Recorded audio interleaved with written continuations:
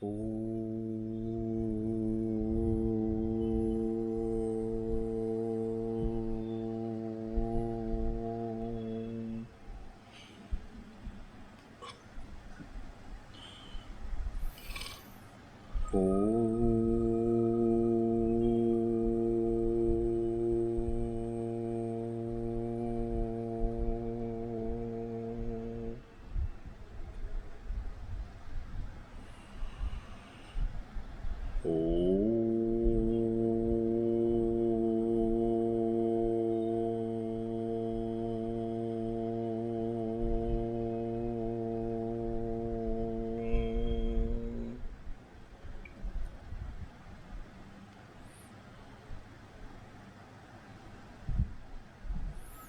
Om Shri Ganeshaya Namaha. Om Shri Saraswatyai Namaha. Om Shri Gurubhyo Namaha.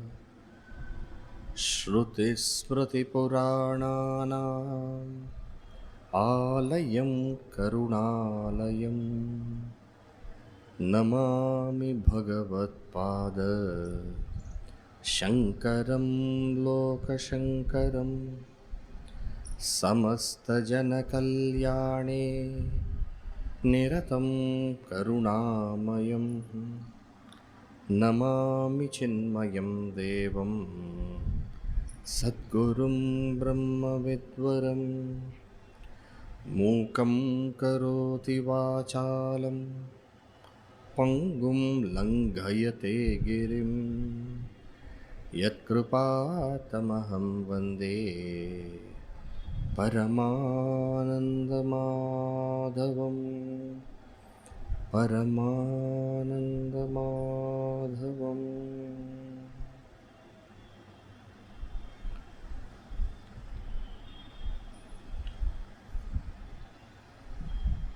Kindly chant the verses that we completed yesterday, read and follow. So as they will read, afterwards you follow. ॐ श्री परमात्मने नमः। ॐ श्री परमात्मने नमः। अथ नवमोऽध्यायः। अथ नवमोऽध्यायः।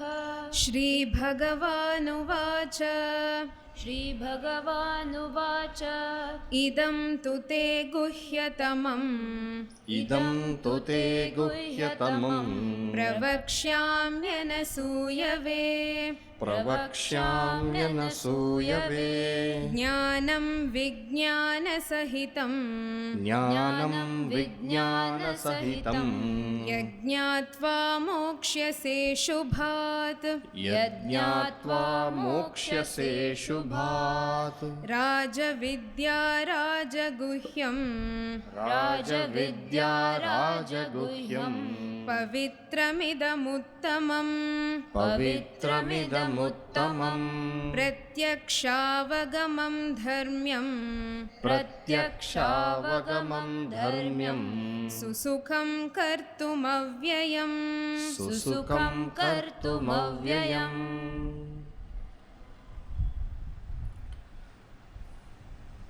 So in these two verses,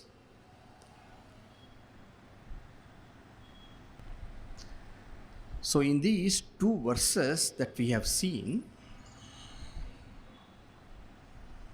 what the Lord does is, as a teacher,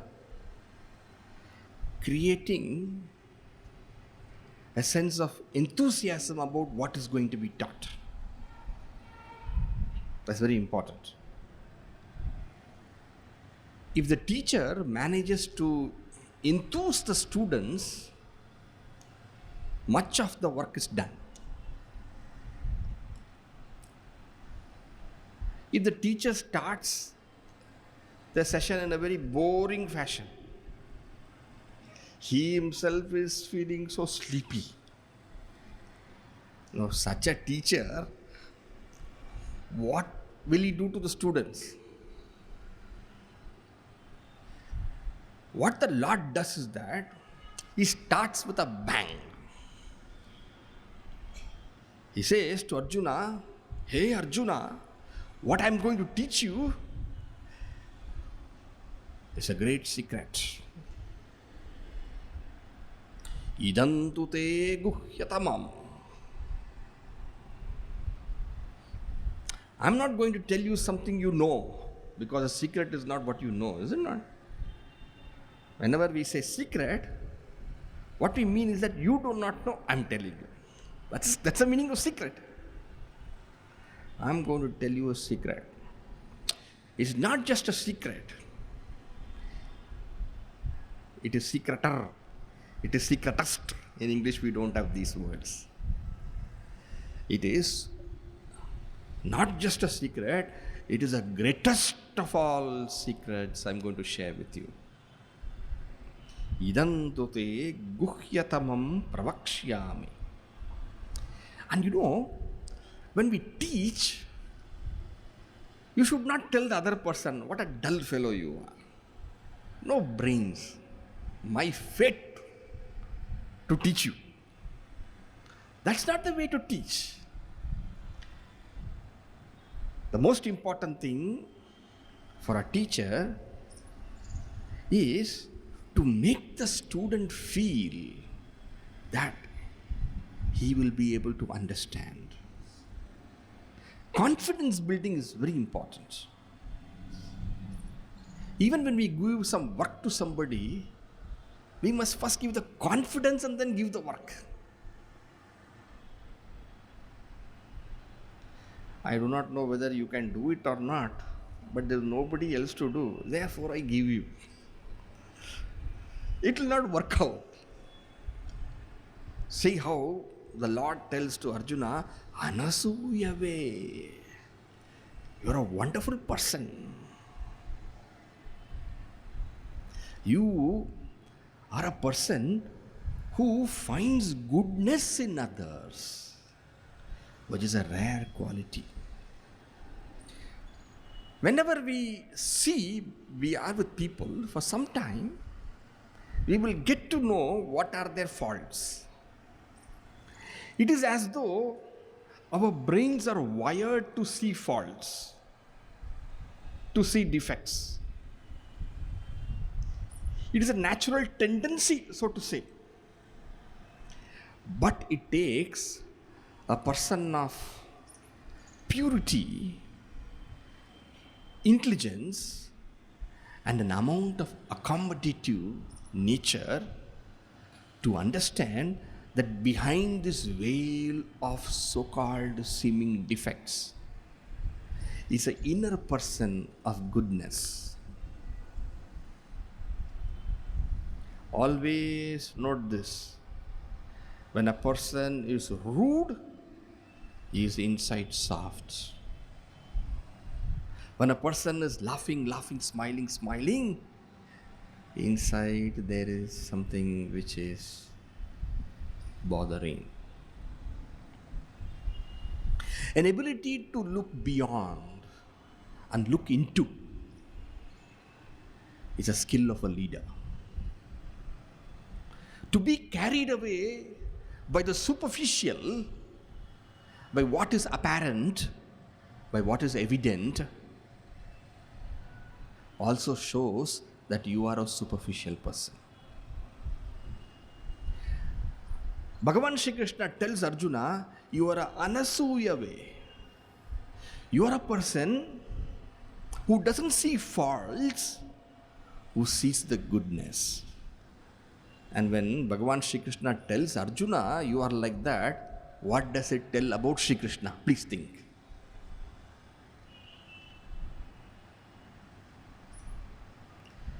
So starting with a very beautiful method, hey Arjuna, I'm going to teach you this greatest of all secrets, and I'm going to teach you because I see in you a greatness. And I'm not going to teach you this wisdom as an intellectual information, but I will give you this knowledge in such a way that you will become transformed. Jnanam vijnana sahitam. And knowing this, you shall be freed from all inauspiciousness that is presently ruling your mind. What is the meaning of inauspiciousness? Inauspiciousness is that which makes us uncomfortable within ourselves, about ourselves. Is it not? There are many times we feel uncomfortable about ourselves. We wonder, why are we like this? Even after knowing so much, why do I behave like this? In the larger connotation, inauspiciousness here, ashubha, refers to the realm of samsara that we face. When we say realm of samsara, what we mean is that, in a larger sense, it indicates the samsara chakra, the transmigration. Transmigration means what? Birth, death. Birth, death. Birth, death. Swamiji, that doesn't look so interesting for me. Every death indicates that we are identified with the body. I say, I die, I will die, somebody dies. All those things indicate that we consider the other person to be the body and we consider ourselves to be the body. But are we the body? Are we the body? What do you say? Are we the body? This body we are going to drop and we will go and take another body. We were not this body always the same way, is it not? When we were born, they say when we were born, what was our size? Just today when I was getting down from where I was staying, from the home, and getting into the car, I was carrying a cane, and I have a cane, is it not? There was a small cute fellow. He came and said, "Ye kya hai?" Small cute fellow. I said, "Ye lakdi hai." I said, "Mujhe do." I gave it to him. And I asked him, "मैं कैसे जाऊँ अभी? मुझे वापस दो." He looked at me like this, and then he gave it back to me. And I was thinking, there was a time I must have been like this small fellow, so cute and so adorable, and today so terrible.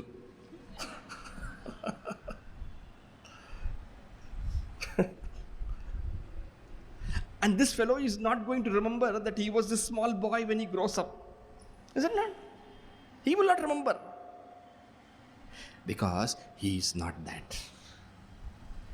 We have a body which grows. And don't think this body is you.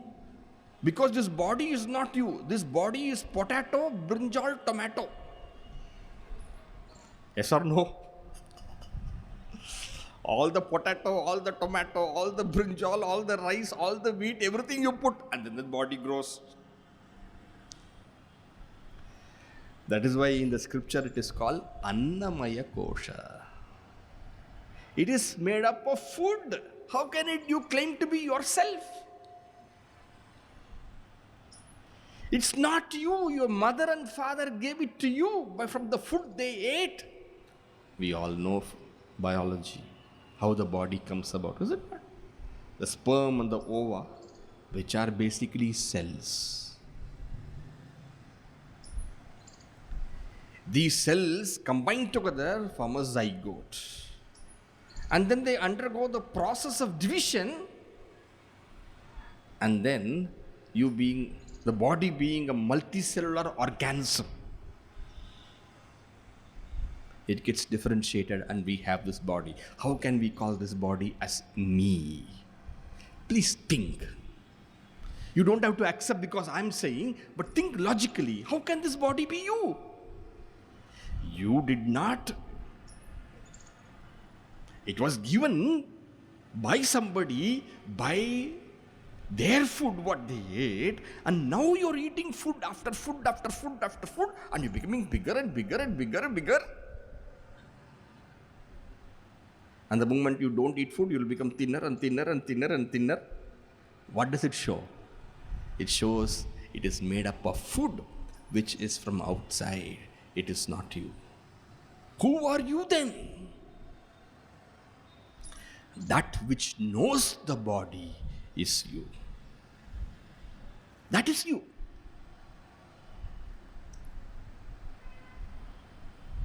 Swamiji, how do you say that which knows the body is me?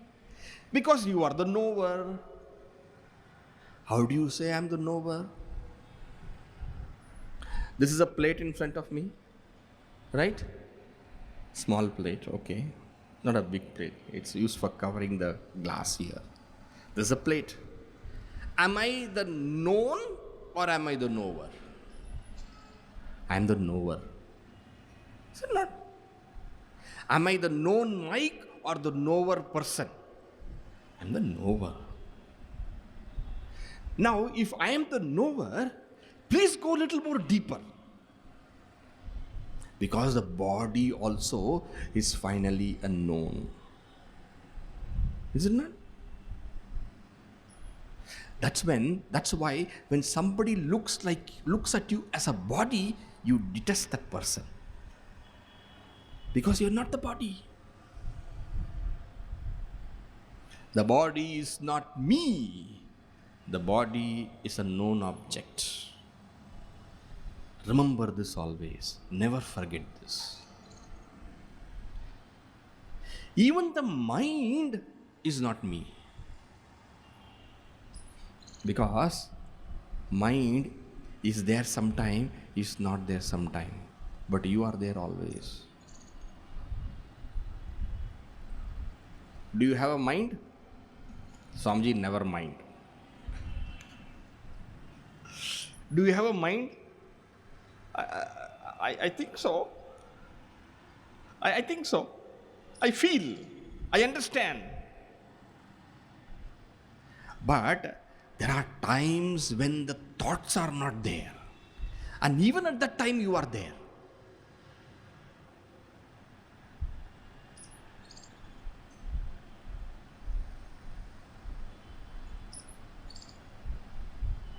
Oh, Swamiji, I don't understand. Without the thoughts also I am there. How?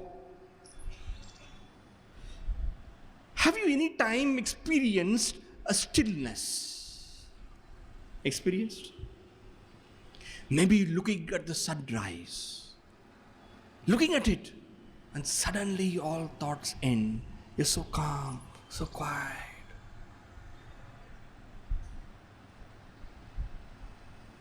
Or looking at that crescent moon. Looking at it. Suddenly you don't have any thoughts. Have you experienced stillness?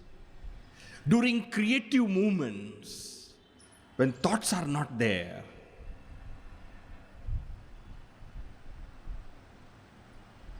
for some of you, there are no thoughts now.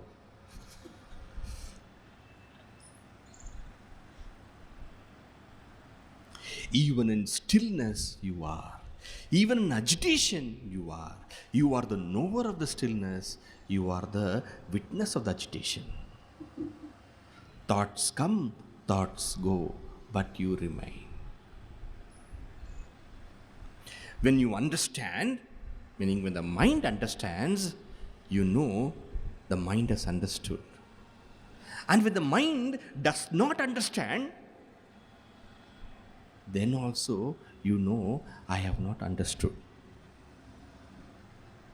When they are chanting and you are trying to chant and you're fumbling, you know you're fumbling. Is it not? The knower you are. The knower you are. In deep sleep there was no mind. How do you know? You know. Now there is mind. How do you know? You know. That consciousness which knows the presence of the mind and the absence of the mind. Now there is light here, right? Everywhere there is light. Now the program is going on, the Gita talks are going on, the Jnana Yajna is there, and all of us are listening. And 8:30, the program will get over. 8:45, all of us will go from here. Right? Now when the program is on, the light illumines. That all of us are here. There is a Swamiji who is barking. And there are some poor people who are listening. What? This fellow is talking. Something new he is talking.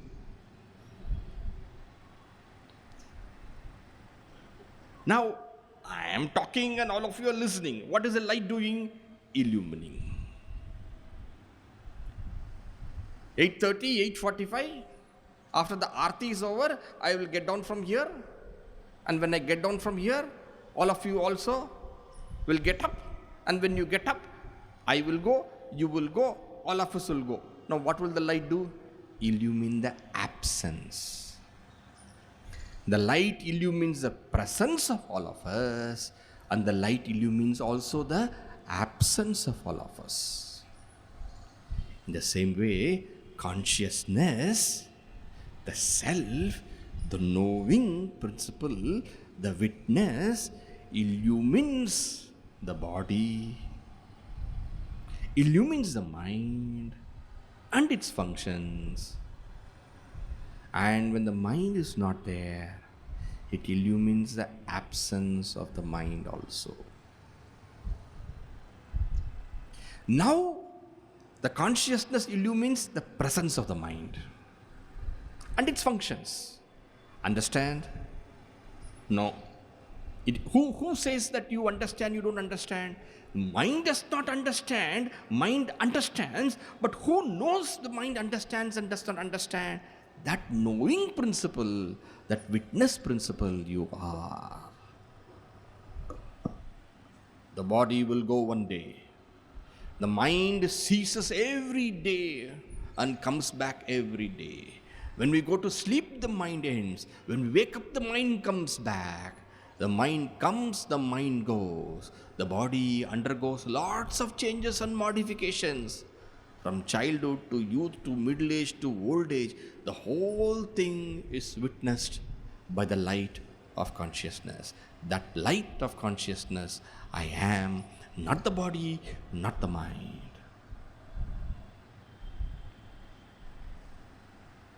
Knowing this, you become liberated from Ashubha. Mokshase Ashubhat. Thinking ourselves to be the body, we live a life of inauspiciousness. Is it not? Taking ourselves to be the mind, we live a life of inauspiciousness. Mind's desires becomes your desires. Then as the mind says, you do. That is inauspicious life.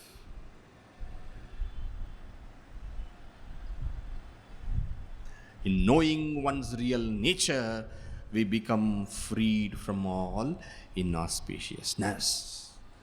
Yat jnatva mokshase ashubhat.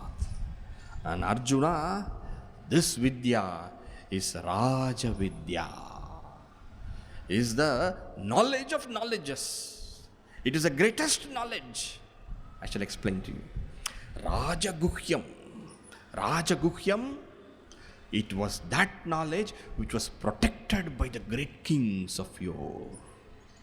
Raja Guhyam.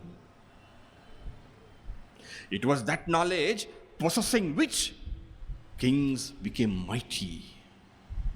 They could accomplish great tasks for the welfare of the totality. And you being also in that lineage of kings, this knowledge belongs to you. To whom else should this knowledge be given?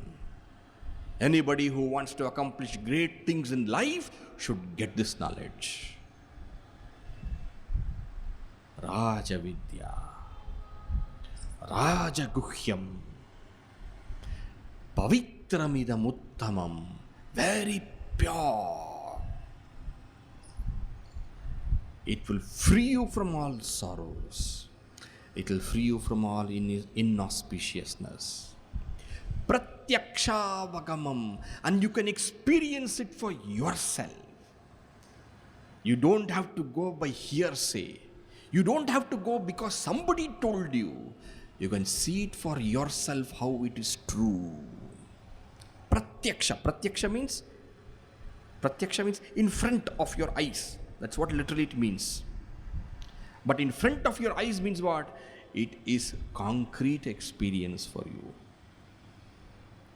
Susukam kartum. Susukam kartum. It is easy to attain. Don't think it is very difficult. It is easy. It's only a technique. Is riding a bicycle difficult or easy? How many of you know how to ride a bicycle first of all? Okay. Is it easy or difficult? Easy or difficult? It looks difficult. You know, when we were all young, that's when we started riding the bicycle, isn't it? We saw our Anna, our brother, sister, somebody riding the bicycle, and we said, I also want to learn. And we took the bicycle and we tried to get on it, fall down. 3-4 times fall down. And finally the brother saw one day, "Day, enna ketittra, ennoda cycle ra adu. This is my cycle." And then one day with great compassion he said, "I will teach you." And he did not allow this cycle to be taken. He got the neighbor's cycle. In our times, there used to be a cycle shop. You go there, you get that cycle. 1 rupee per hour. You remember those of you?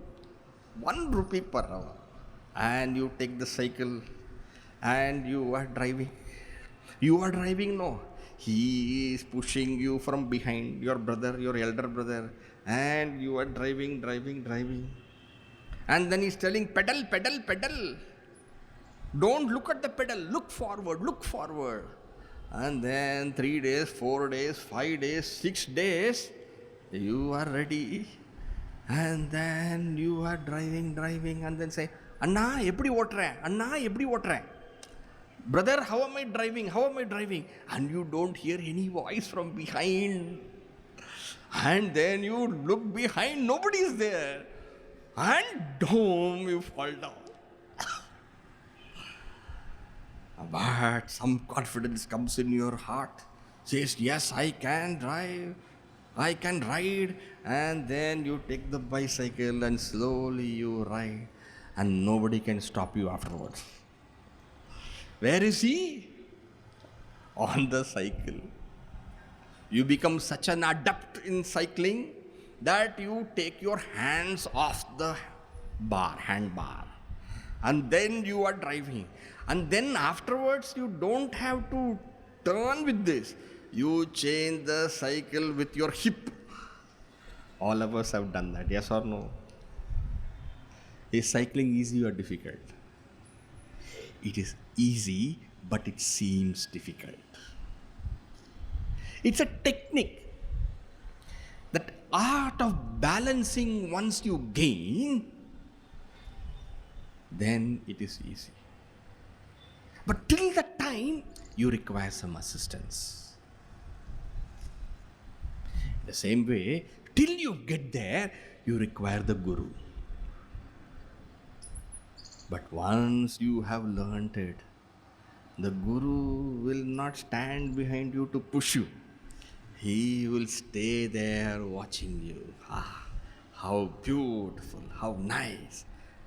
And the guru feels happy. He's done it. Is it not? Susukam kartum. Susukham. Susukham. Sukham is easy. Susukham. Very easy. See how nicely he glorifies. And then he says, Avyayam. Avyayam, because it is easy to do, one may think the result is less. The result is imperishable. The highest result one gets. In this way, after glorifying this knowledge in 2 verses, he presents what happens if you don't get this knowledge. This is the method. This is a wonderful knowledge, so easy to get, you must get it. But if you don't get it, the danda also is required. A teacher has to do both the things. You can do it, you must do it. It is so wonderful. You can do it, you must do it. And if you don't do it, that is the brilliance of the Guru. Next verse. aśraddadhānāḥ puruṣāः aśraddadhānāḥ puruṣāः dharmasyāsya parantapa dharmasyāsya parantapa aprāpya nivartantē aprāpya nivartantē mṛtyusaṃsāravartmani mṛtyusaṃsāravartmani aśraddadhānāḥ puruṣāः dharmasyāsya parantapa aprāpya nivartantē mṛtyusaṃsāravartmani. Asya dharmasya aśraddadhānāḥ puruṣāः. That's how you have to construct the sentence. Asya dharmasya. This noble path, this noble venture, this glorious attainment, this all important achievement. Which all important achievement? Knowing who one is. Knowing that one is not the body, one is not the mind, but knowing oneself to be that pure consciousness. It makes a whole lot of difference. Knowing who oneself is. But then, aśraddadhānāḥ puruṣāः. Literally, people who have no faith in it. Literal. What do you mean people who have no faith in it? Faith is a willingness to explore. Faith is not a blind acceptance. Faith is something, a power by which you are having an inkling, and therefore you are willing to look at it in a very objective way. Careful. What is faith? Faith is not blind belief. Faith is an inkling by which you see something because of the power of somebody else. Faith is like a telescope. With your eyes, you can't see. You can't see the rings of Saturn with your eyes. But then, somebody says that Saturn has got rings. Saturn has got rings. Saturn you are seeing, so small, it has got rings. Say, yes, it has got rings. Well, see with a telescope, you can see the rings. And then you have a telescope, a very strong telescope, and you're able to see the rings. Faith is something like that. Somebody who is trustworthy, somebody whom you respect and revere, they say something. When they say something, to say it is nonsense is blind belief. To say because they have said it is true, that is also blind belief. What then is faith? Faith is to say, look, this person is saying he doesn't seem to be a bad person. His life looks so wonderful. There is something different about this person. Let me check out. Faith is this willingness to check out. Are you understanding what is faith? Faith is what? Faith is a willingness to check out. Just to say it is true, it makes no sense to you. It will make no difference to you, in fact. The Shastra says, the Guru says, therefore it is true. That will not make any difference to you in your life. Shastra says, the Guru says, fine. The Guru benefits from it. Faith is a willingness to put concrete efforts to check out what this person is saying is true or not. And that's why faith, the English word faith is very weak. Actually, I should use the Sanskrit word shraddha. I should not translate that word at all, because a translation does more mischief. The word shraddha means aśraddadhānāḥ iti shraddha. Shraddha is truth. Aśraddadhānāḥ, that which helps you hold the truth, is called shraddha. Meaning, that which helps you see the truth, hold the truth, envision the truth, find out for yourself the truth, is called shraddha. So, when the Bhagavad Gita says, your real nature is that consciousness. Suppose somebody hears this, what they are talking, real nature is consciousness, not body, not mind. What is all this kind of thing they are talking? It makes no sense. It is utter nonsense. And who are sitting here? Let me see. All oldies are sitting here. Some young people also are there. But these must be crazy people.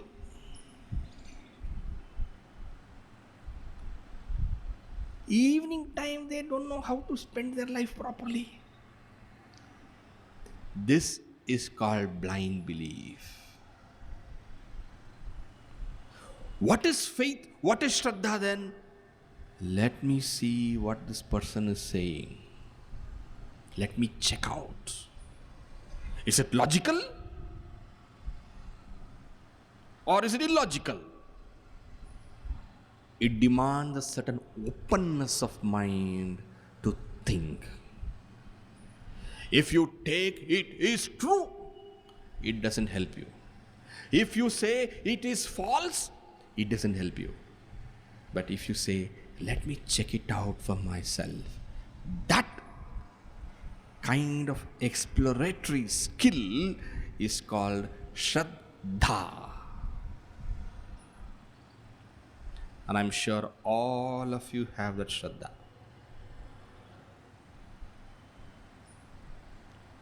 We are all sitting here not because we know the truth.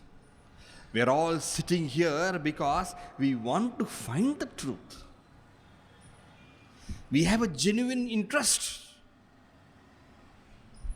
But those who are closed in their minds, who think this entire pursuit, this spiritual pursuit, is nonsense, who have not come and who have not put their minds, who have not put their thought, but just have closed their minds, God knows for what reason. Aśraddadhānāḥ puruṣā. They aprāpya mam. Lord Krishna is telling, without attaining me. Here, what is me here? Me is not the person Sri Krishna. Me is Sri Krishna's real nature, which is nothing but that pure consciousness, which is but you too.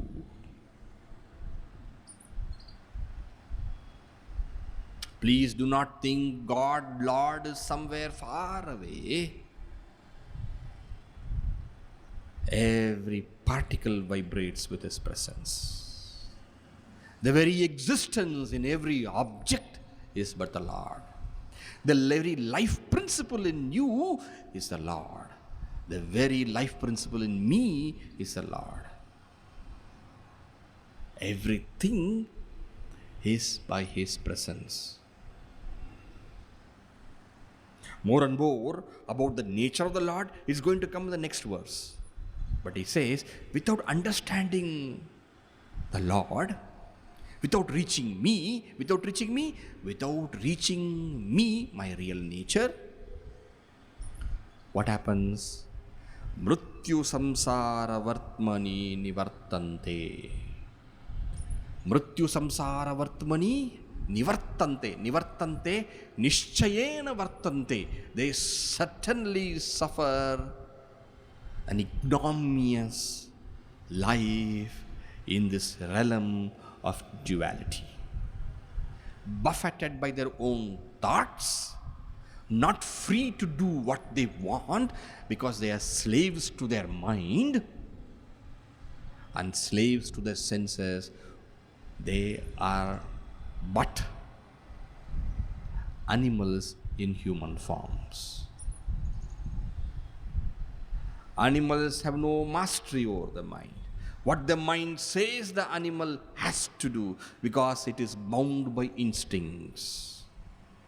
If we human beings also, even though we possess an intelligence, if we are bound by the wants of the body, by the dictates of the senses, and by the commands of the mind, where is freedom?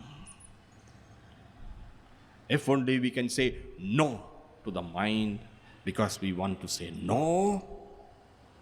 If only we can say no to the senses, then only we deserve to be called as manushya.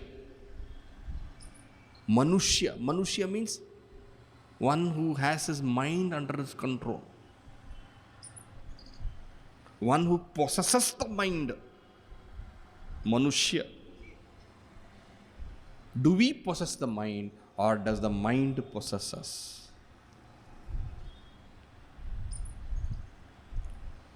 Not knowing one's real nature, one cannot but live the life of a body and mind and be governed by the body, senses and the mind.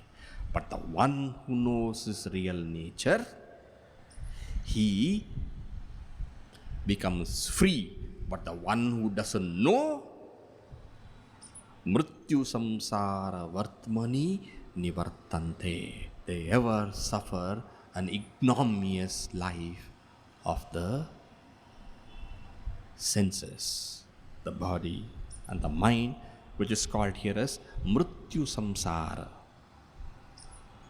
What is mṛtyusaṃsāra? Samsara, realm of transmigration. This worldly realm. And that is mṛtyusaṃsāra. Mṛtyusaṃsāra, mṛtyuyukta samsara. Mṛtyuyukta samsara means what? That realm in which there is continuous birth, death, birth, death, birth, death. What do you mean continuously birth, death, birth, death? The body dies, a new body is taken. That is at one realm, birth, death. At another realm, every moment we keep changing, we keep changing. What do you mean every moment we keep changing? As the thought, you change. Every thought gives a color to who we are.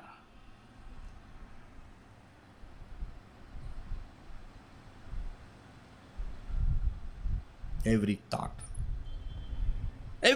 Any thought comes, you become that thought. Is it not? We become that thought. and anger comes, what happens? I am angry. Anger goes, I am peaceful. Irritation comes, I am irritated. Irritation goes, I am peaceful. Every thought which comes takes possession of us and we become that thought. How long we are going to live a life which is bound by the thoughts? This continuous change is called as death. Death of the prior self and birth of the new self. Every moment we keep changing. And this doesn't end with this body. It keeps on happening, birth after birth after birth after birth. But the one who knows his real nature becomes free from this realm of mortality. Right? Therefore, if you don't, you will suffer in the realm of mortality. So what is that knowing which one becomes freed and not knowing which one becomes bound? Arjuna, I shall explain to you that real nature of the self. My true nature, which is your true nature too. Next two verses together.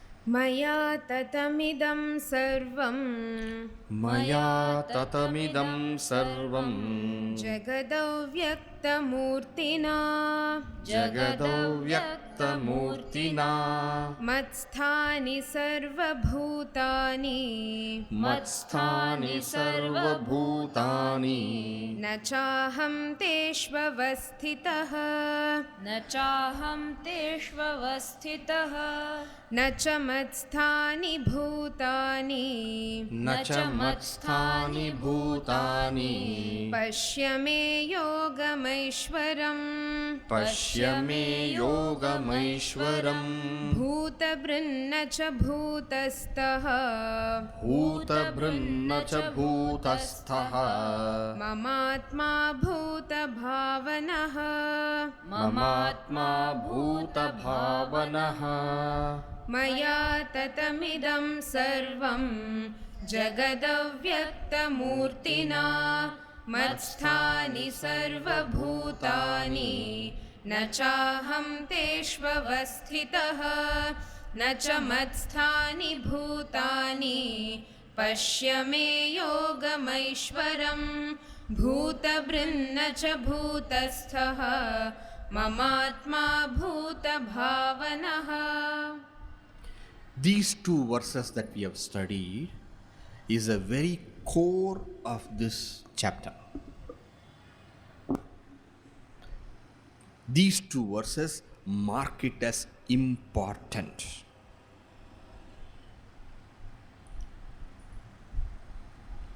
And these two verses, if you understand, you understood the entire Bhagavad Gita. No, you understood the entire Vedanta. These two verses give full attention. All right? Ready? Ready for a wonderful spiritual adventure? Are you as inspired as me?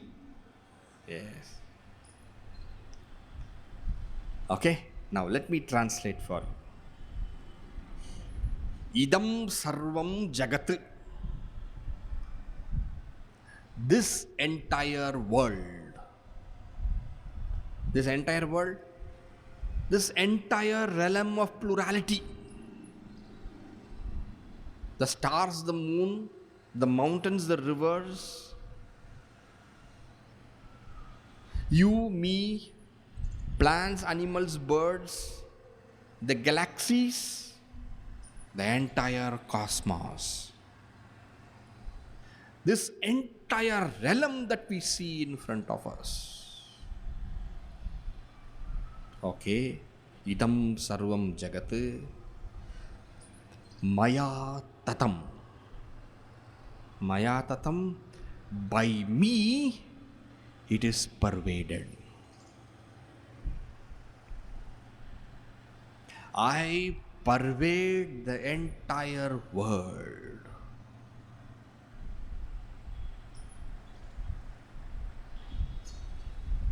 I pervade the entire world. How? Avyaktamūrtinā. Do you see God pervading the entire world? Do you see? Anyone sees? Do you see? The Lord says, I pervade the entire world. Do we see? Do you see God here?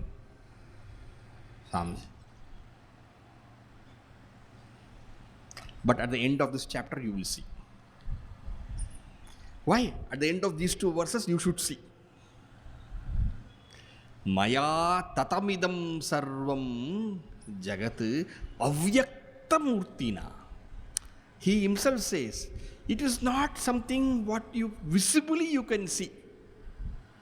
Vyakta is visible, avyakta is invisible. In an invisible form, I pervade everything. In an invisible form means what? You should not try to see. So this question, do you see God here? Wrong. I should not ask this question. Because God does not pervade the world in a visible form. God pervades in a different kind of form, in a subtle form which you have to see with your subtle intelligence, not with your gross eyes. I pervade the entire world in a subtle form. Okay? Next. Matsthāni sarvabhūtāni. Sarvabhūtāni, all beings, all objects. Matsthāni. Matsthāni, they are in me. So statement number 1, I pervade the whole world. Okay, write down the statements. Statement 1, I told you to bring your notebook. You will have to write, otherwise you will not get this mathematics now. 1, statement 1, I pervade the whole world. Okay? Statement 2, all beings are in me. Statement 2.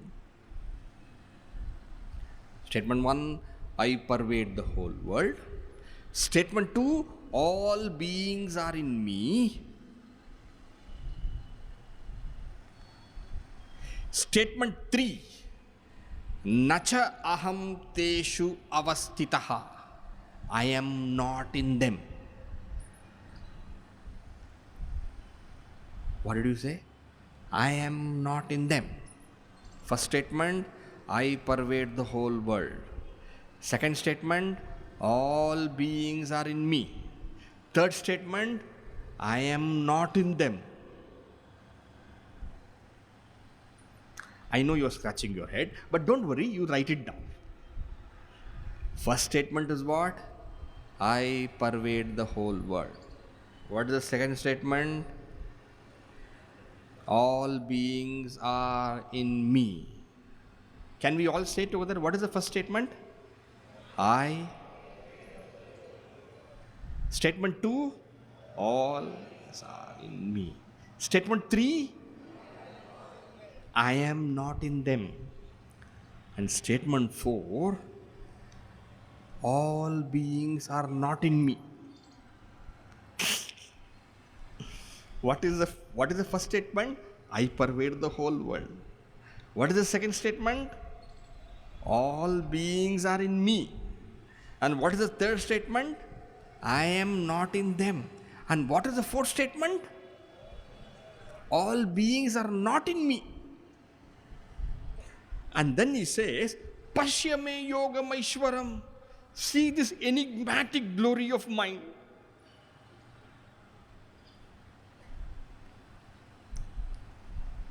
Paśya me yōgamaiśvaram.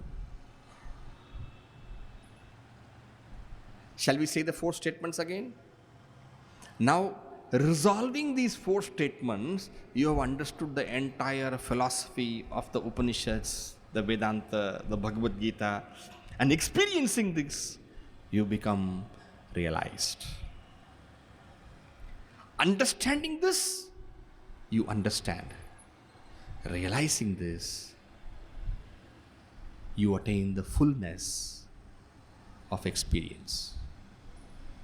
The difference between understanding and realization is a difference between intellection and concrete experience. To understand sugar is C12H22O11. Right? Am I right? Long back. C12H22O11 is intellectual sugar. And to put it in your mouth,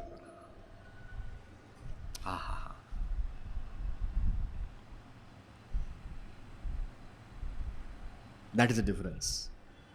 So if you understand these four statements, you have understood the whole Vedanta, the whole Bhagavad Gita. If you understand, and if you experience this, infinite joy is yours. So what are the four statements you have to understand? Statement 1, I pervade the whole world. Statement 2, all beings are in me. Statement 3, I am not in them. And statement 4, all beings are not in me. Swamiji, contradictions, Swamiji. Too many contradictions. No. Let's take an example. Okay? Water and wave.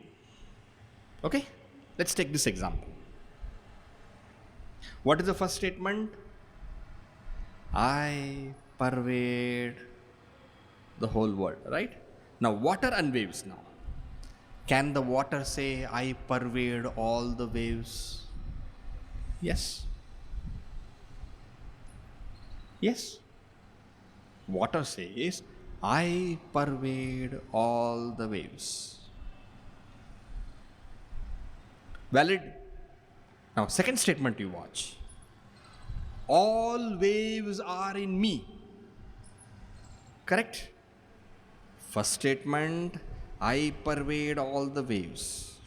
Second statement, all waves are in me. Third statement, the wave rises, the wave dies, the wave is born, the wave ends, the wave is broken into a million particles. It is splintered by another huge wave breaking into it. All these changes are there to the wave. The water says, I am not in those changes. I am not in them. Meaning, I am not in them means I don't undergo the modifications that happen to them. Wave is born. Can you say water is born? Wave dies. Can you say water dies? A bubble is broken. Can you say water is broken? I am not there in their changes, in their modifications. I am not affected by them is the meaning of I am not in them. All right? And what is the fourth statement? The water says, there is no wave, there are no waves in me. Why? Wave is nothing but a superficial expression. There is, truly speaking, no wave. There is only water.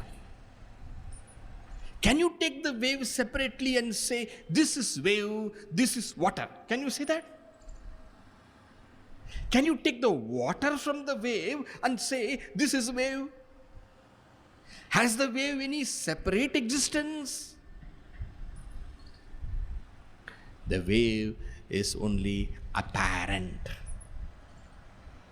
Apparent. A-P-P-A-R-E-N-T. Apparent. The wave is only a superficial existence. The wave is nothing but something flimsy. It doesn't have an actual core independent existence. It appears to be there, but it has no independent existence. And because it has no independent existence, in Vedanta we say the wave is an appearance. When we say appearance, the word we use in philosophy is mithya. M-I-T-H-Y-A. Have you heard this word mithya? Brahma satyam jagan mithya. What is mithya? Mithya is that which appears but which has no independent existence.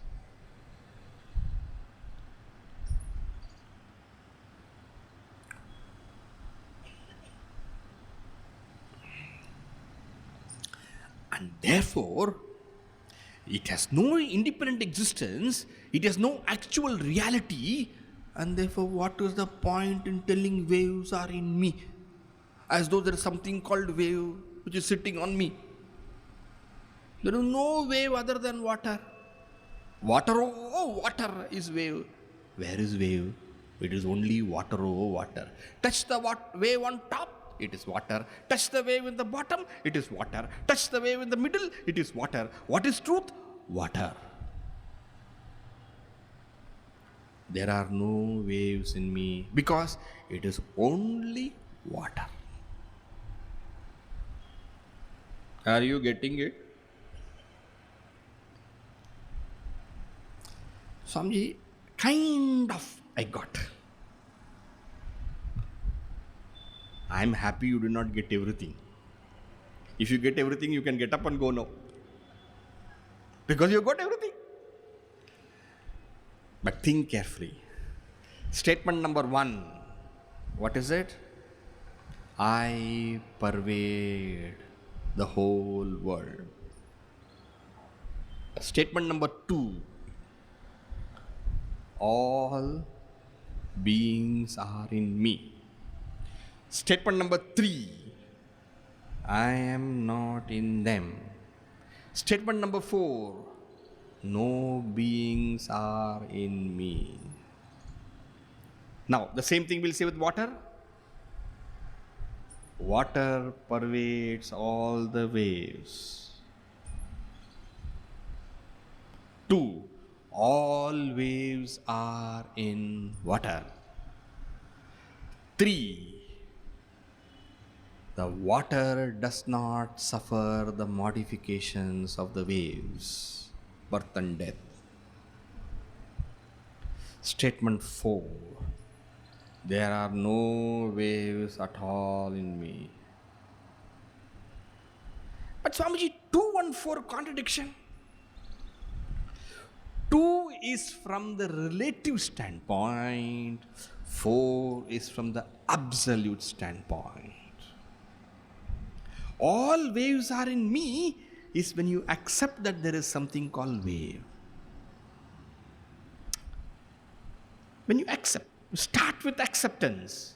And when you think carefully, when you ponder over properly, when you look with your intelligence, hey, what is wave? There's only water.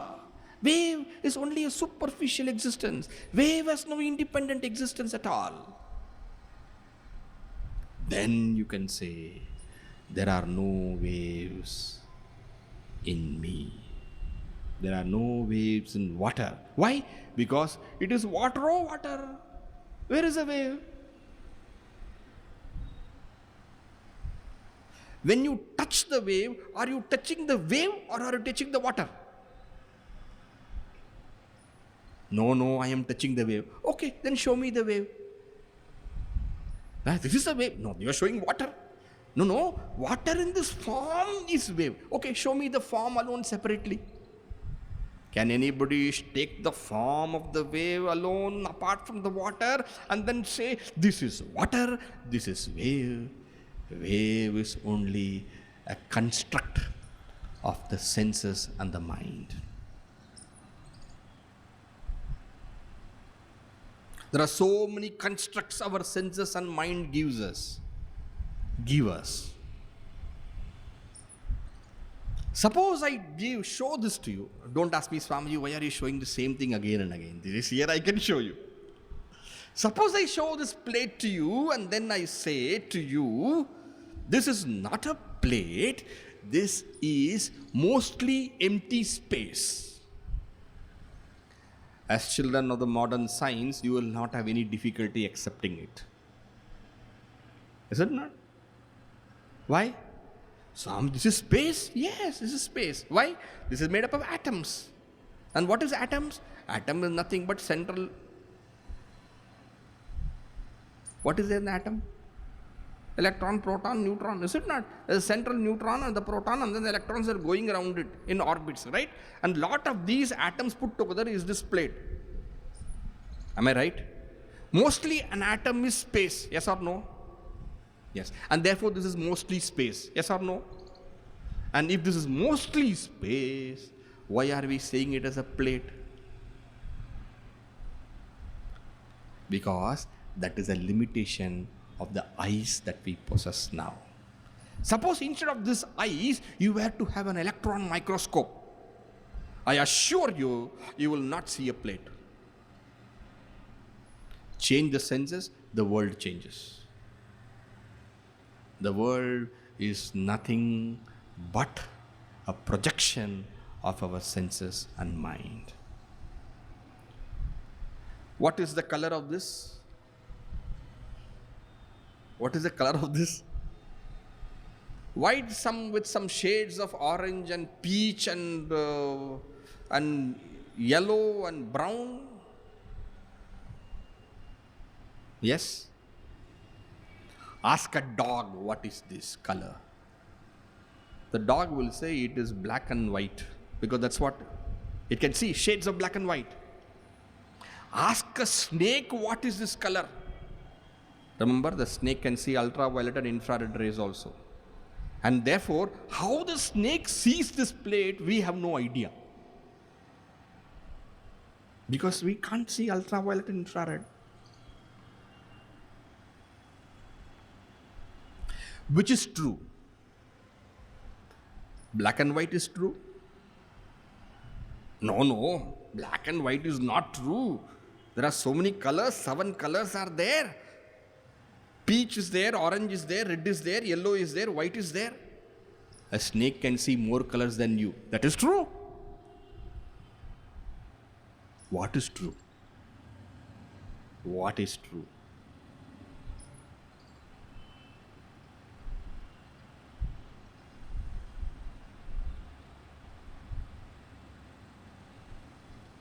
And you take a microscope, electron microscope, and then you see nothing is there, space is there. What is true?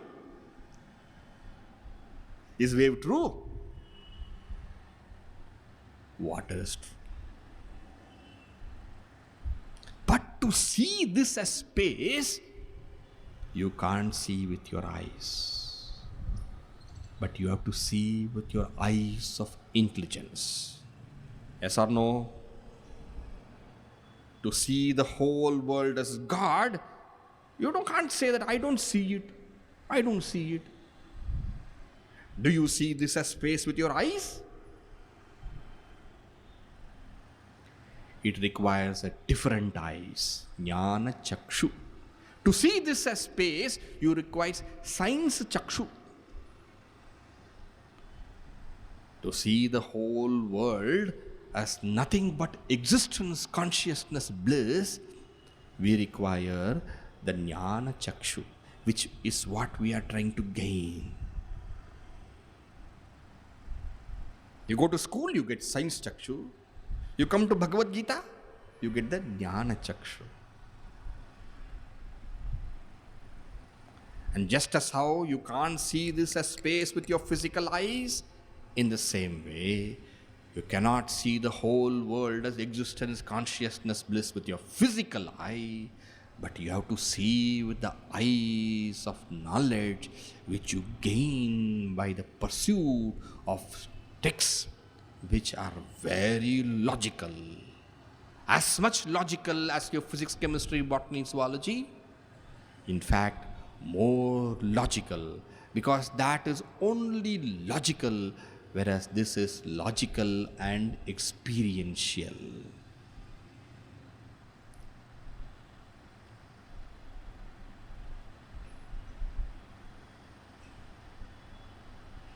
So what are the four statements? Statement 1, the Lord says, I pervade the whole world. When the Lord says, don't think the Lord Sri Krishna as that person says, I am the whole world. Sri Krishna as the person is not the whole world. Sri Krishna in his real nature is the whole world. In his paramartha swarupa, he is the whole world. I pervade the whole world. Statement 1. Statement 2. All beings are in me. Statement 3. I am not in them. Statement 4. They are not in me. Are you getting?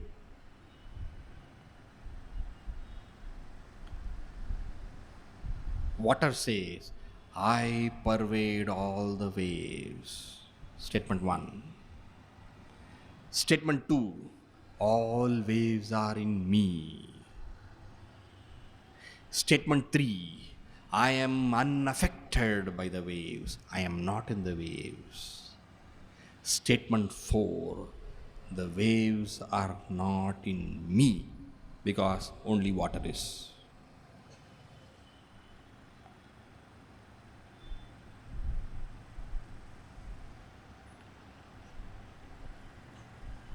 Okay?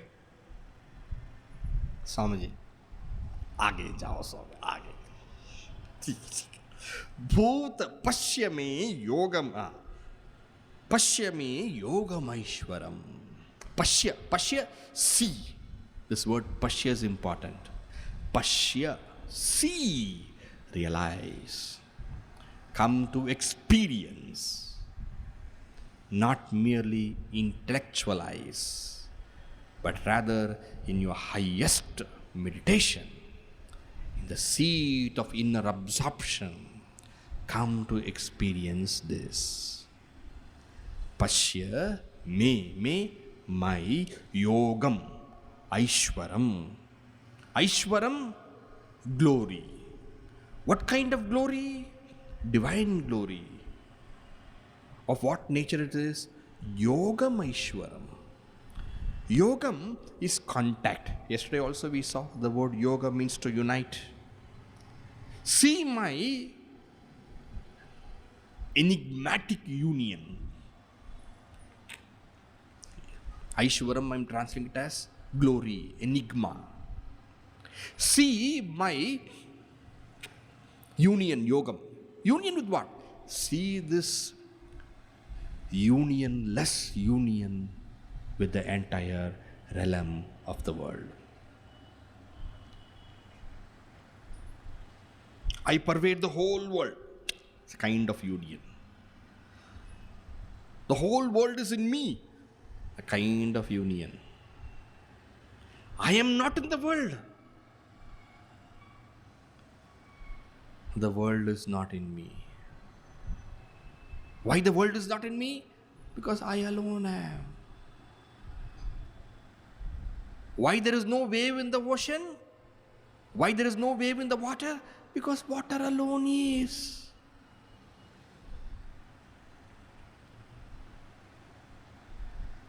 Pashyami yōgamaiśvaram.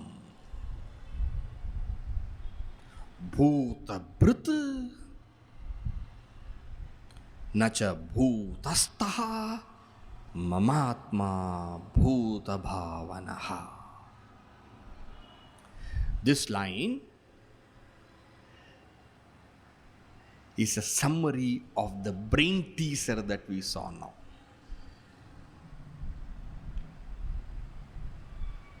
You thought that spiritual science is, sometimes they say, why are you going for satsang? कान पावन करने के लिए जा रहा हूं. कान पावन करने के लिए जा रहा हूं. Dude, put your mind and understand. This is very deep science. You require greater intelligence. This is not for the mediocre and the lukewarm. This is for one who is sincere, wants to grasp the ultimate truth and put forth effort. Think. Mamātmā, Lord says, mamātmā, my true nature, is bhūtabhṛnna. Bhūtabhṛnna, it upholds all beings. If I were not there, nothing would be there. I uphold everything. If water was not there, there will be no waves. Bhūtabhṛnna. Therefore, you can say water is wave bhrut. Bhrut, to hold. To uphold. If not for water, will the waves be there? No. Therefore, water is wave bhrut. The same way, if not for the Lord of the nature of existence consciousness, Satchit, the world will not exist. Bhūtabhṛnna. Bhūtabhāvanaḥ. And all the waves where they have arisen, all the waves have arisen from water only. The same way, all beings have arisen from me alone. I am bhūtabhāvanaḥ. Bhūtāni bhāvayati iti. Creates all the entire realm that we see is born from that existence consciousness only. Like how all the waves and bubbles and breakers are all born from water, in the same way all beings are born from that Supreme, the Lord, the Narayana, the Krishna Tattva.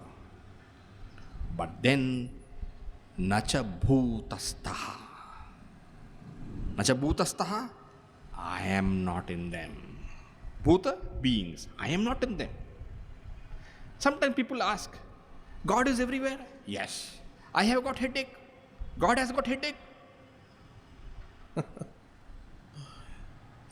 It is like saying the wave is having defeat by the other wave. Is the wave defeated?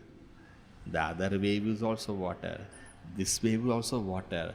Water has no birth, death, defeat, loss, gain. Only waves. Nacha bhūtasthāh. I am not in their ups and downs. God is everywhere? Okay. God is there in everything? Yes. Now I am very, very lusty. Is God lusty? No. I am very angry. God angry? No. I am very peaceful. God is peaceful? No. God has nothing to do with the vagaries of our mind and senses. Nacha bhūtasthāh. All right?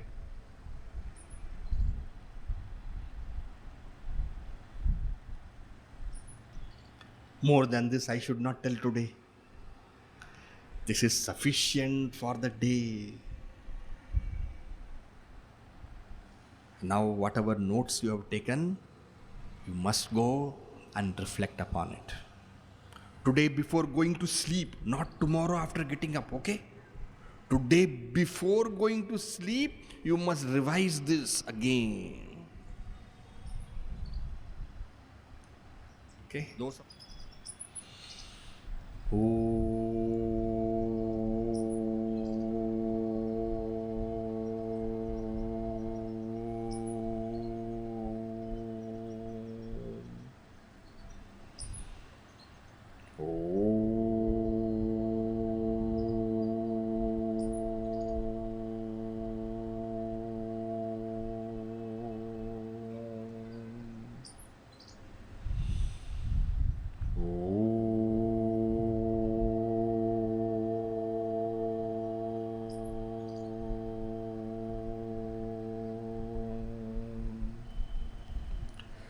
Purnamada Purnamidam Purnāt Purnamudachyate Purnasya Purnamadaya Purnamevavashishyate Om Shanti Shanti Shanti Harihi Om Shri Gurubhyo Namaha Harihi Om.